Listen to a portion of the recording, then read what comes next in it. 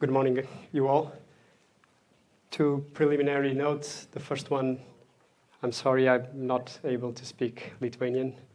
I'll speak as clear as possible in English. I hope you can understand. I also know that you're already seated for too long there, so I'll try to be as fast and as light as possible. The second one is to thank Rosita and Spectrum's team for the invitation and for the hospitality, but above all, for the trust in inviting us to share some ideas with you. My name is Julião, as you all know. I run a company. Oops. There you go. There you go. I run a company together with 4 other partners. We are about 60 to 70 architects. We do have offices in Porto, Lisbon, and in Tirana, in Albania. And we are now used to work with the most modern technologies, using them as a tool for us to do what we believe that architecture is. Of course, above all, we use the most ancient tool, which is dialogue. We discussed a lot. We have a lot of discussions about architecture among the office, with other partnerships, with other partners, with other architects. And we truly believe that it's, between all these discussions that we understand that is the best, that we can get the best response for every single challenge. And this is pretty much the way we try to do. What I'm trying to bring today is I'll try to invite you in a journey about facades and about the role of the architect within the city. And of course, facade is one element that is coming out of all these discussions that we have. During the process, we do a lot of mistakes, we do a lot of errors, but it is a process within the lab to make sure that we get the best answer for every question. And of course, a facade tells everything. It can tell transparency, it can tell a story, it can tell a narrative, it can tell a program, a function, a heritage, etc. So first of all, I was trying to think, well, what's the role of the facade in the city? So this image came to my mind. You throw a stone hits the lake, the water moves, there is a kind of a disturb, and then the stone goes to the bottom, and the water gets stable once again. This is what Peter Zumthor said. It's pretty much what happened in the city. This building, for instance, Pompidou in Paris, this was designed by Rogers and Renzo Piano in 1977. And at that time, the nickname of the building was the ugliest building in the world. And we all know that today this building is part of the postcard in Paris. So the disturb actually happened, but then it was somehow accepted by the city. And of course, depending on the program and how disruptive the building can be, of course, the water can move more or less. It doesn't really matter if it's an organic shape or an icon building, or if it's a more conservative and a more geometrical approach. It doesn't really matter. What it does matter is it should not be a choice. The architect should not choose whether it's a cover of a magazine or a humble or have a humble role on it. And I bring this diagram to try to explain how does this, or at least how does we believe it works, to tell you that this is not a choice. Regardless the site, regardless the location, if it's a foreign architect or not, you always need to understand where you are operating, because there is always a context. Either it's a urban context, a social context, historical context. You need to work within the context. And then, of course, you need to play with all the other instruments that you have around. You need to play with budget. You need to play with timing. You need to play with the taste, our taste, the client's taste, the developer's taste as well. But also, you need to play with legislation and the code regulation. You need to have some sort of a ecological conscience as well, and you need to work with the heritage and with the existing buildings. Once you have all this all together, all these instruments playing all together, I believe that you're doing good architecture. It doesn't really matter if it's here or if it's in China, It doesn't really matter if you're working to design a Guggenheim that is very iconic and has this, these days they call actually Guggenheim effect, or if it's like News Museum from Chipperfield that is much more subtle and much more humble proposal. They are both valid. And once you have all these instruments playing together, it will tell you what's the role of the architect in each project. And the facade is pretty much the same. You know, it can invite people to come in. It can allow the light to go through. What does really matter is that the facade tells a story. This pavilion, designed by Souto de Moura in 2008 in Venice, together with Ângelo de Sousa, who is a Portuguese artist, they were invited to design this pavilion, and they came up only with the facade. And the facade is a huge mirror. What does this tell us is that they were basically, they didn't want to compete with the richness of the facade in Venice, because it's actually quite rich. So their message is just reflect what it's already there. And this brings a message. And I think it's also what we should do in every single project. Try to do architecture with meaning and with purpose, regardless the site and the location and the country where we are operating.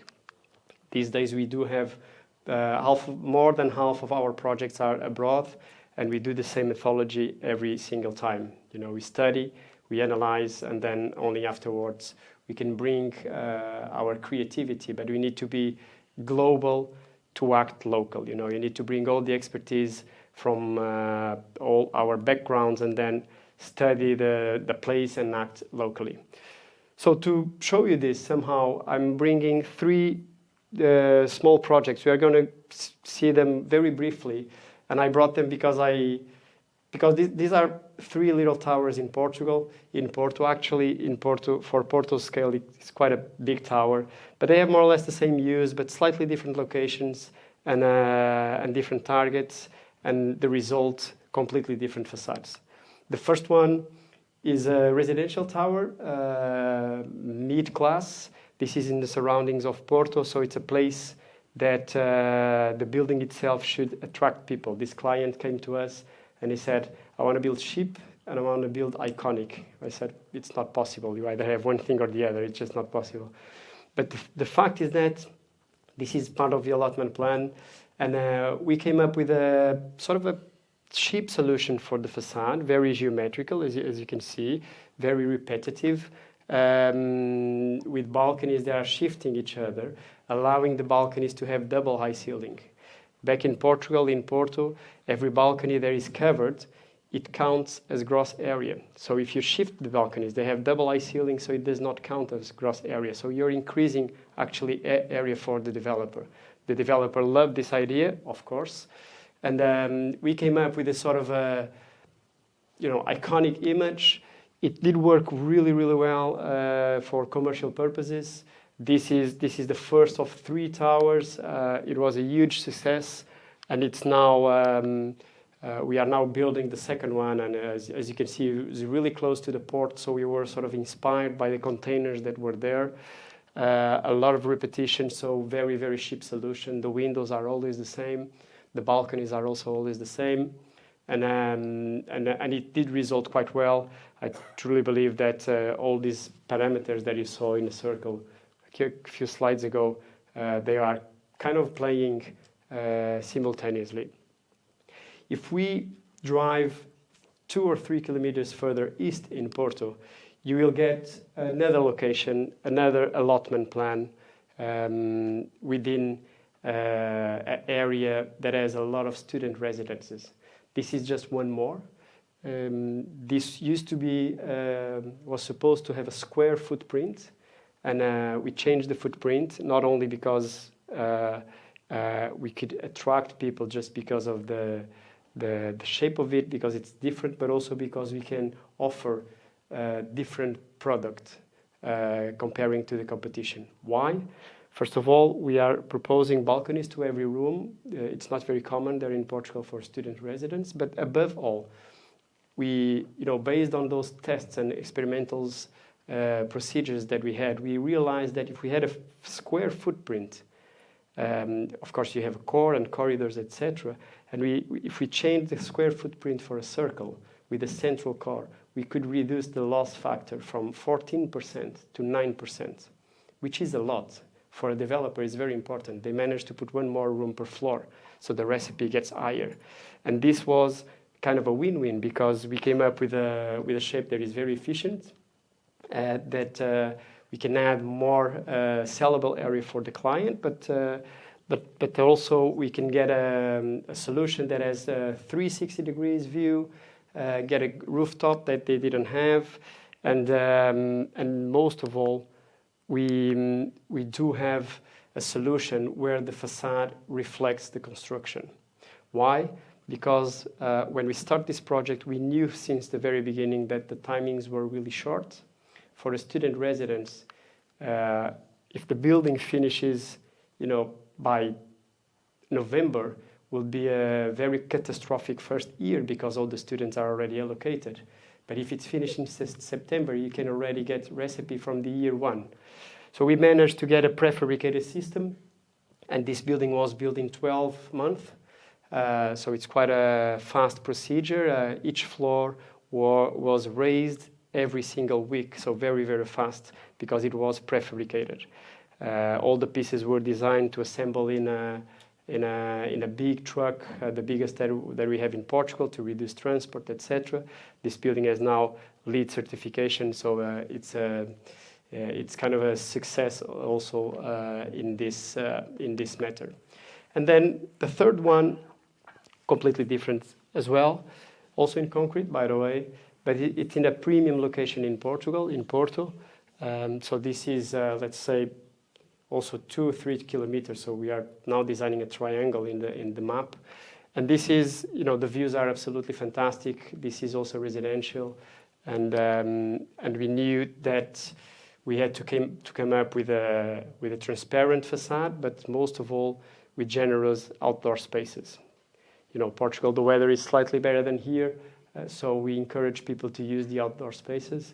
So in this building, every floor is one single apartment. They have balconies all over, and the joy of the location is something that we want to take advantage out of it. The last one has this rooftop. The views are absolutely amazing, and the building is just like the others, just like what every tower should have: the base, the column, and the crown. In this case, we are talking about a concrete sculpture and transparency in order to bring as much, in order to bring the view to inside as much as possible. It does reflect also the exterior. So this is really supposed to be very transparent in order to enjoy the view. We actually did a little play a couple of days ago. I asked a colleague of me, well, let's do like a photo montage and put the other 2 towers in the same location to see if it does work. To see if it works. And it actually, it's clearly that does not work.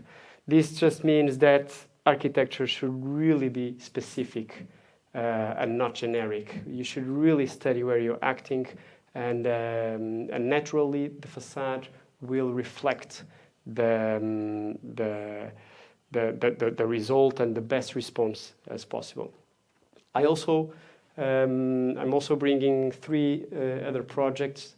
We can go a little bit deeper in these 3, because we just saw 3 projects that are coming from scratch and no much context actually. But here in Lithuania, but also in Portugal, we do have a lot of heritage. So it is a responsibility that we have to understand whether we should create something that is disruptive and we break the continuity, or we should give the continuity to in the city timeline, let's say. So heritage and refurbishment is actually very important part of our role, and it's important to understand whether you should bring a new identity or not. This amazing building, as you can see, used to be a slaughterhouse in Porto, and as you can well see, it's outside this huge highway that we have there.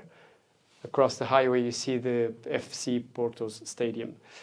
what happens in Porto is that we have a sort of a ring road, and everything that happens outside the ring road is kind of forgotten. And this part of the city used to be an old, traditional part of the city, and is sort of forgotten. So there is a need of creating bridges to connect this part of the cities, not only literally, but also metaphoric. And we won this competition a few years ago to design a cultural hub together with Kengukuma. And our proposal is basically a huge roof that connects all the existing buildings, that of course brings more commercial covered area, and it ends in a sort of a bridge that connects to the metro station and the stadium. Why do I bring this project? Because I truly believe that this works as the fifth facade. And we do know that this piece that does not touch in any existing building can actually respect the existence, but bring also a new identity. It's a gesture of active respect and not passive respect. And it does result quite well. The construction is going well. This is a view from the highway, for instance. This is from below, of course, the canopy that we are expecting. It allows the light to come through. It also allows, the structure allows to place some photovoltaic panels in a way to make this project and building self-sufficient. The construction, the buildings are absolutely amazing. So our work in the existing buildings were just to peel what is there. Here's Kuma-san in one of the visits.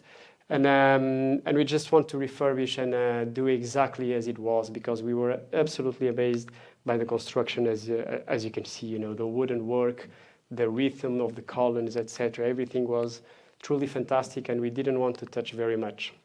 So our approach was very subtle, yet very bold as well. We had to create something that can attract people to want to visit. If it was just refurbishment, maybe we wouldn't be able to attract people there, because let me remind you, we are on the other side of the highway. So we had to bring amazing structure and a sort of a magnetic approach in order to attract people to go there. And there is also a huge museum. These are a couple of pictures of the construction, and it's now going very smoothly. But this piece is not just because we wanted. This piece is here because we understood that we had to attract people, as I said, but also because it brings a lot of commercial benefits, because you get a lot of covered area for commercial purposes as well. So I think in this case it does work quite well in both scenarios. One of them is creating an icon so people want to visit it. On the other side, creating something that actually has a function. These views still don't have the solar panels. That will happen here and there. And construction is going quite well, so we are quite happy with the results. If we drive 3 hours south to Lisbon, we will find a similar example, a foundation called Gulbenkian. This is probably one of the most beautiful buildings in Portugal, designed in the 60s, and which is, not sure if we have a pointer here. Whoops, no, we don't.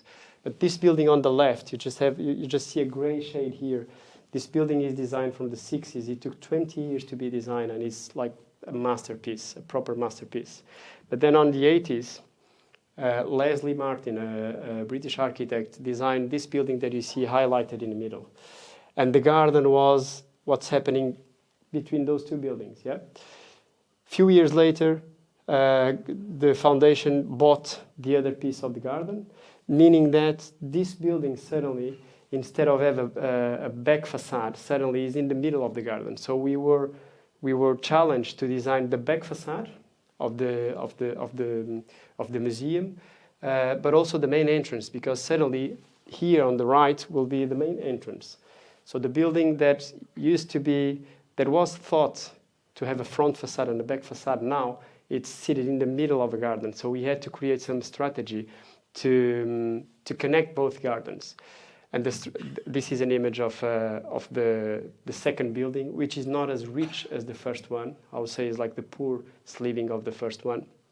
And it has somehow a wooden soul, let's call it. We had to bring the soul back again to the building.